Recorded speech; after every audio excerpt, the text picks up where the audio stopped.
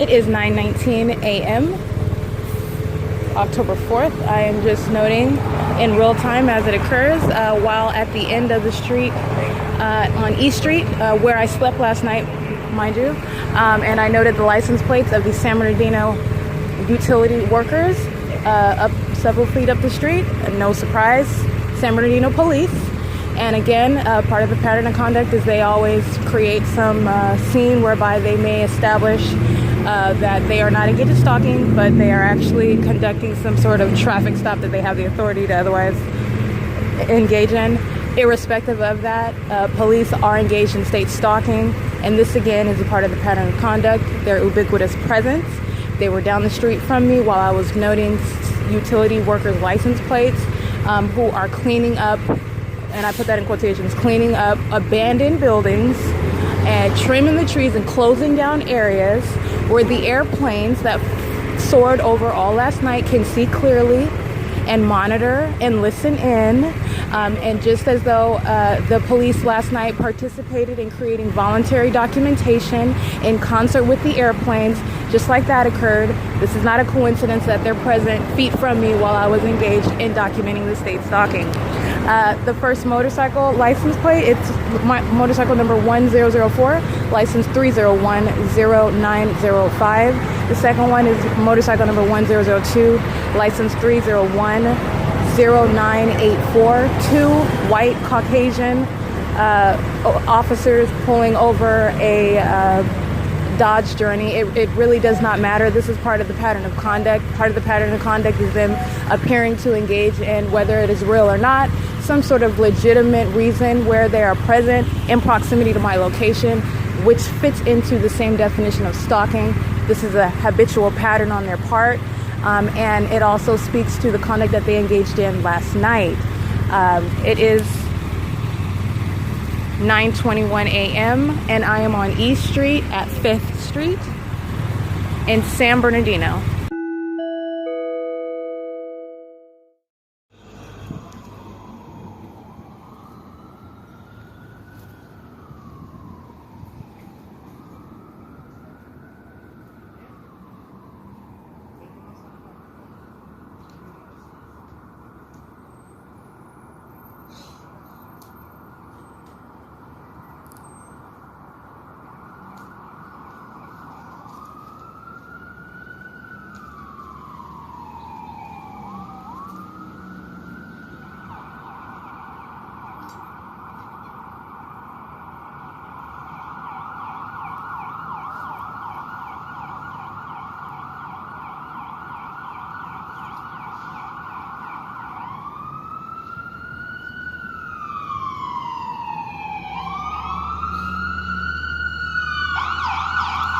That is ambulance number 4983, headed straight down Arrowhead, passing 3rd. The reason why I wanted to capture that is because I am using the court's public website, and I am sitting in front of the courthouse at Arrowhead and 3rd. And what is significant about this as it relates to the pattern of conduct on the part of law enforcement, first of all, the ambulance is a mere substitution for law enforcement, and so the use of the sirens serves the same purpose. And this is not the first time that I've been here, and the ambulance sirens sound and drive around the perimeter of the courthouse while I'm in front of the building. They are engaged in monitoring internet use. But what specifically happened right now on October 4th, it is 2:34 p.m. As I get on a website, I'm currently looking up places to eat, for example. As I get information in real time, someone will mention, for example, the Salvation Army as a resource to call. The sirens go off immediately upon gaining that information. The government is listening to the same conversation. They're monitoring me in real time, and the planes are flying over. That fact is always present. They're flying over while I'm also here. So that is relevant because the sirens are a nonverbal cue It serves their monitoring and surveillance purposes. And typically what I have experienced is at the sound of the sirens, I'm usually cut off from some resource. So I'll be given information. Oh, you can call this number and da-da-da-da. Irrespective of how genuine or not the information is. But I will, for example, they told me call Salvation Army, and then I called Salvation Army as far as feeding meals, and the number was not working, was not operating. So I called through a different extension that didn't have to do with the reason for I was calling, and I was able to get through. But then again, when I was transferred to the proper extension, of course, I wasn't able to get through. That's just one example of a series of experiences that I'm having. The sounds of the sirens around the courthouse, it speaks to their monitoring. They're literally sitting up and listening to the conversation, actively seeking to cut off resources for shelter, for whatever it is that it might be that I'm actually looking at. And this is why I do not use the phone. This is why I do not use the internet, but for some serious issue. I would say getting shelter, seeing if you can find a meal somewhere is relatively serious, or important enough to, have to experience the government invading your privacy in such an invasive manner. But while doing this, I want to document what happened, and I am here at the courthouse. And it does not stop. The helicopters flying over me at the courthouse. The planes are flying over at the courthouse. They're driving around the perimeter, sounding their sirens while I am here at the courthouse, monitoring my internet. I am on camera. They are watching me in real time while I'm right here at the while I'm right here at the courthouse.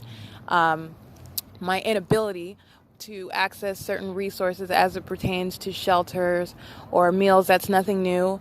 That does speak to the expansiveness of this stalking, of this corrupt system really in general that I am confronting. So there is a general hostility toward me, toward people that I don't even know.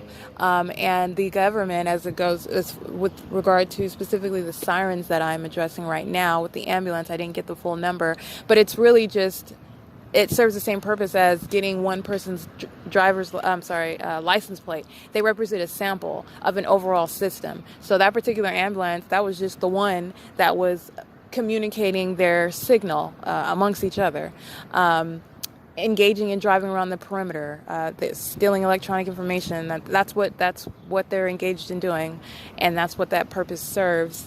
And they are ultimately, the menacing aspect of it is that they are seeking to cut off resources for me while they listen to me call shelters, while they listen to me call places to find a meal. And that is characteristic of how wicked and evil and corrupt that this very government is. And as I speak, I am at the courthouse, but it does not stop being a part of the pattern of conduct because I happen to be at the courthouse that police officers continue to drive by. It is very much relevant, and it doesn't cease to be so because I happen to be at the courthouse. What it does show is they are actually capitalizing on that fact, and that actually doesn't suggest in any way that I'm here that more police or less police should be driving by. They are always present as it pertains to me, specifically with regard to the state stalking that is occurring and ongoing that I'm documenting. It is always deliberate. That is consistent. It is. And the pure frequency in and of itself suggests that it is not possible that it is coincidence. I am here at the courthouse. It's 2:38 p.m. and I continue to make phone calls that I'm very much aware that the government is listening to. They react in real time as they gain the same information that I'm gaining at the same time because they're listening to everything.